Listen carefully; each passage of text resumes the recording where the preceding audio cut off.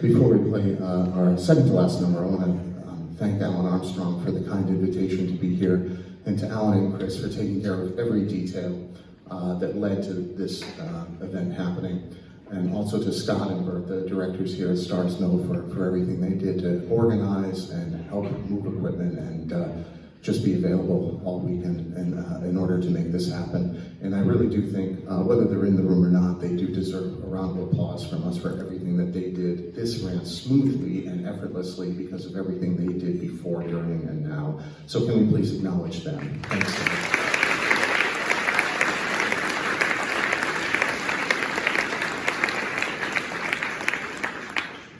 The last two pieces on the program, while they may appear unrelated, are actually very closely related. They're both composed by still young composers, but people who grew up in this area. Viet Cuong grew up at Marietta. He went to Lassiter High School and is now a very successful composer. We're going to do a piece of his in a moment. Kataj Copley went to Carrollton High School, then West Georgia.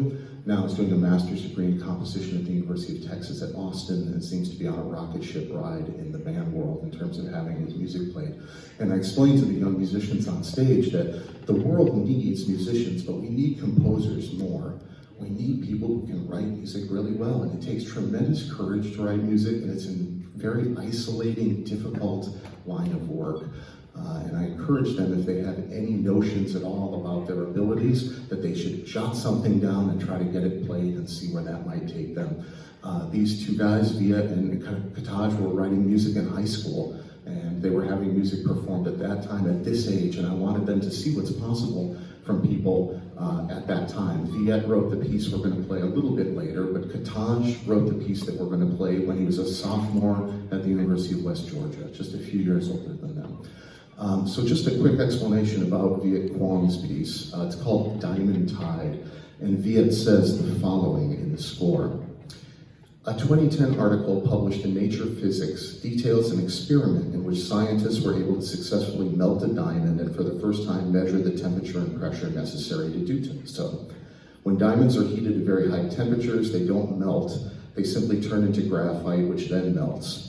Therefore, the addition of extremely high pressure, 40 million times the pressure we feel on Earth at sea level, is crucial to melt a diamond. The extreme temperature and pressure used in this experiment is found on Neptune, and scientists therefore believe that seas of liquid diamond are possible there. Oceans of diamond may also account for this planet's peculiar magnetic and geographic poles, which do not line up like they do here on Earth.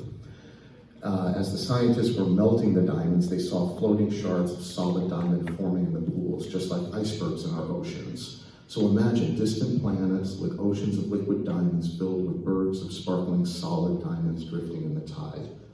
The theories are obviously all conjecture, but this alluring imagery provided heaps of inspiration for Diamond Tide, which utilizes the melting sounds of metallic water percussion and trombone glissandi throughout.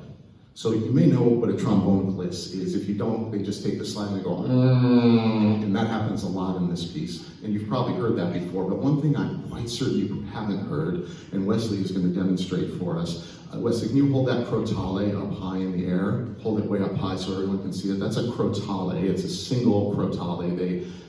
They're on a set that looks just like a piano keyboard, and they're pitched small cymbals.